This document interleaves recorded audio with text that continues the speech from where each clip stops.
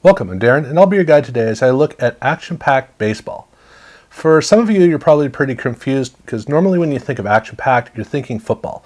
You may think racing, but for the most part, they're known for football. Interestingly, they actually tried to start out as a baseball company. In 1987, they launched a set of, well, they didn't launch, they submitted a set of 6 promo cards. These cards were, various players in the league. These were all baseball cards that were sent out to hopefully get a contract with Major League Baseball. They didn't get it, but at this time, 1987, this was before Score came out. So baseball only had 4 brands. They had Topps, Fleer, Donruss, and they had Sportsflix. So that was basically all there was, and Action Packed wanted to be that 5th set. Score would eventually become that, but they did make an attempt. But what's interesting about these cards is, if you're familiar with the 1990 cards, you know that this is a very, very different card. It's not, they approached it on the front in a very similar way, but the way that the card actually came out was really unusual. And what I mean by that is the particular way that the whole card was made. Just the way that it was thought about. These cards are, the way that Action Pack made cards was they made 3-dimensional cards, and they used embossing, which is where you push out on whatever surface you're using to create a relief. You create a 3-dimensional surface, but on the opposite side you have it indented. And they wanted to shield that, so what they did was they built a double wide card and they flipped it over. And the way they would eventually do it is they had a short side and a long side, folded it over so the seam was inside of the card. So both sides had a rounded corner, which made kind of an elegant approach. It also made the card pretty thick. Well, with these cards, they didn't even do that. So the cards themselves, they do have the relief, but it's got a gold border around the outside, which we're used to. But instead of having a black band inside of it, they have a lighter color, and then the text is really it looks kind of cheap. And then the relief on the card isn't really relief. So what they would eventually do is a very rounded 3-dimensional effect. It wasn't round, but it had that feeling of 3-dimensionality where it really was a full presence of the player. In this case, it's more like little seams, little details that they accented, and by accenting it, it feels more like the late 90s Topps Action Flats than the Action Pack cards. So it's a really interesting card in that regard. And on the back, what's really different is the fact that it's actually a vertical orientation of the card back. It looks actually kind of like a very simplistic Score card back. But this card, the one thing that's missing from what you're seeing is the seam on the back. And that's what's most distinctive about these cards, is the fact that instead of having 2 folds you flip around, with this card, they actually had it an even card and they sandwiched it so that there was one side which looped around, and then over on the other side, they had basically a cut mark for both sides. And when they did that, they just sandwiched the whole card so it actually feels almost like a cracker. It's got a really brittle kind of feel to it, kind of tinny in a way. So the cards, it's such a departure from what they would eventually come up with. But one of the most innovative qualities about this card is the fact that on the card back, you'll notice it's full color. That wouldn't happen until 1988 when Score came out. Well, Action Pack was already trying to do that. So this was, if this card had come out in 88 with Score, which is what Action Pack wanted to do, it would have been a truly cutting edge card, even beyond Score. Score still would have had certain advantages in terms of innovating the industry, but Action Pack would have been there as even more of an innovative card. So it's fun to look at these cards, but it's also interesting to realize that they tried this, and when it didn't work, they gave up, they abandoned it. They next stopped off at football, and they were actually able to make a football card set in 1989, and then they did their entire run there. And then in 1990, they made attempts with both hockey and with basketball, but they did not try to make another attempt with baseball. So baseball was basically just something they didn't bother to get into. That is until 1992. And in 92, instead of getting involved with the main league, they decided to make a card set looking at legends. This is the All-Star Gallery set. And these cards, even though in 1992, Action Pack was already doing full bleed and 3/4 bleed cards in football, here they went with a more traditional full border around the outside with a black band with some gold detailing or some gold bands on the inside of that.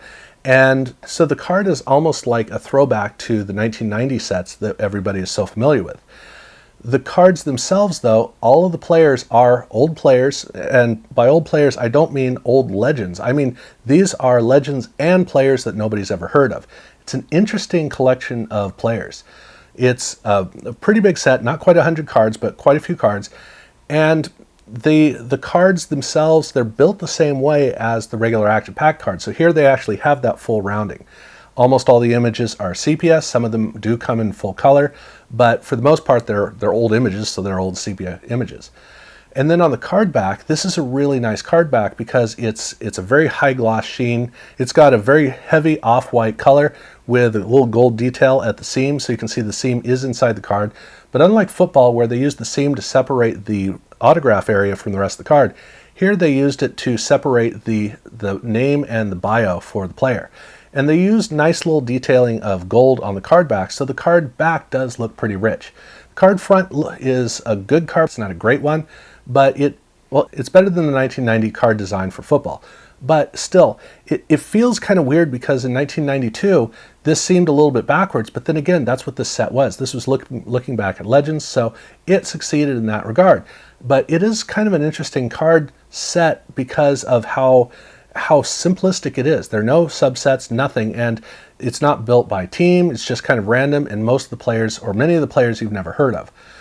And the only thing that they did of distinction with these cards was their Action Pack 24 karat gold cards. And sometimes you'll hear people refer to cards in Action Pack as gold cards. They're not gold cards unless they actually say 24 karat gold on them. So you got to look down at the Action Pack logo, and if it's a big field of gold and then down at the bottom it says 24 karat gold, that's an actual Action Pack gold card. Otherwise, people are just misleading you or they have no idea what they're talking about, but that's the distinction. And then on the card back, the number has a G afterwards. And most of these card numbers are different from the main cards in the set. This is not a full parallel set. This is just a couple of players, but they didn't do a skip number, so they renumbered some of the players, and some of the players actually ended up with the same number. But it's that G after the number. That's the key. If you see that, it is a gold card. And so they did that with some of these players, and that was basically all they did. They did do a series of 6 promo cards, prototype cards, so those also exist. And they also did a deal with Coke and Amico to do a set of cards. These look like the regular cards in the set. So the prototype cards are easy because on the back it says prototype and they don't have numbers. The Amico cards also have different numbers. They look like the regular cards in the set, but you can also see down in the corner it actually has the Amico logo. So those are the different versions of these cards. And then in 1993 they did a series 2. And it's kind of interesting because this was a 92 set, and then in 93 they did a whole nother series, but they picked up the numbers at the end and continued out with the same number of cards. So it is really a second series of the set. But the big difference between these cards, the only difference between these cards, is that for the 93 set, the series 2 set, it has a raspberry or a burgundy card border. So you have black for one group, you have the burgundy for the other. And here they actually have more stars, so you actually have players like Babe Ruth showing up in it. A little bit more interesting. And then with the gold cards, in this case, they are all renumbered because since they picked up really late in the set, the numbers picked up for the gold cards likewise in the early number range. And they closed the set out with a special tribute card to the famous Who's on First routine by Abbott and Costello. It's a really cool card, just one card at the end, and they also do have a gold version of this card. And then for this set, they did a small series of promo cards for Tom Seaver. So it's a whole set of Tom Seaver cards. Those are the promos for these. But they did do one other thing, or they did, I guess, 3 different things for these cards as well. So this is between the sets, they did a couple of releases of Action Pack Mint. And the first one is a framed plaque that has 2 unfolded cards. There are 2 of these plaques, and it's really kind of interesting to see them. Now, they're not cut with the rounding. So with these plaques, they are done in a way basically just to show the design of it.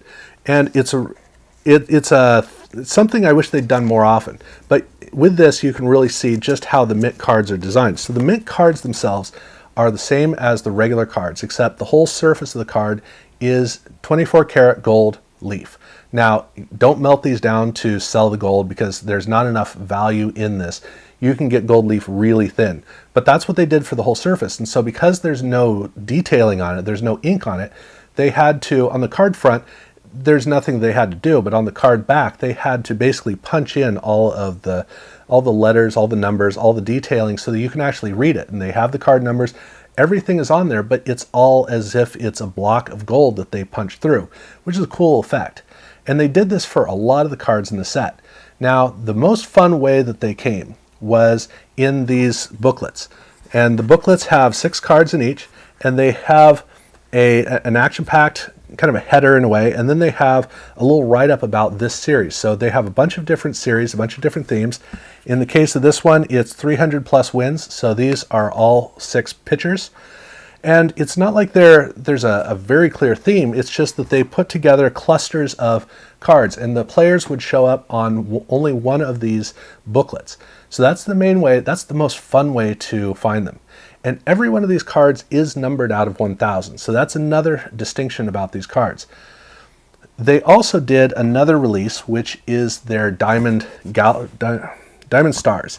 And this is actually just these 6 cards, but they did it in the same way as the mint cards. But in this case, the cards look the same as the regular cards, except they have a little star on the card with a diamond stud in it.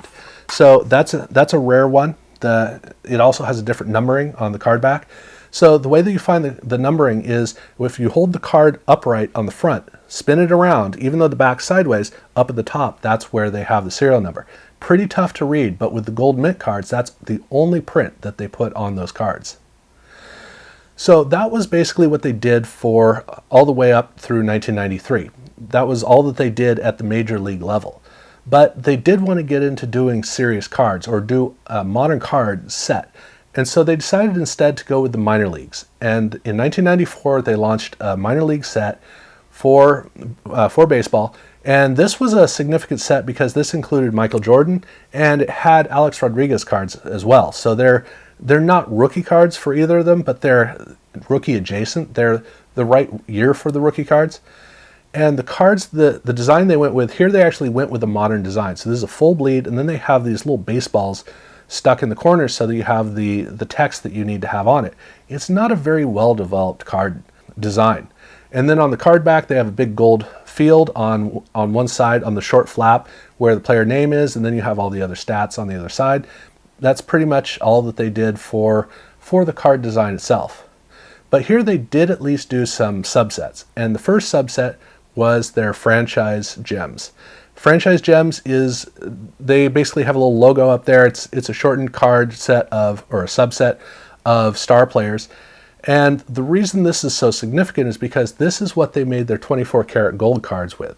So all of these cards, they have their normal numbers, and then the 24 karat gold cards, you can see that you have a big field of gold at all the text up on top. Well, basically all the gold foil now is a big field of gold foil. And then, up at the top, down at the bottom with the Action Pack logo. And then on the card back, the card numbers are wildly different in terms of numbers because that whole subset now gets started with 1G through. So those cards were pretty cool, but they also did another version of them, which was with the diamond studs. So these same cards have the diamond studs as well. Obviously, they look more like the regular cards because they don't have all that gold on them. But on the card numbers are the same, except instead of the G, they have the D. And then they did another subset with Roberto Clemente, looking basically at his career. These cards really look good, in my opinion, because I like the tone of the images and the tones of the colors. So that's kind of fun. And then the checklist at the end has a gold foil, not 24 karat gold, but a gold foil treatment over the whole card front.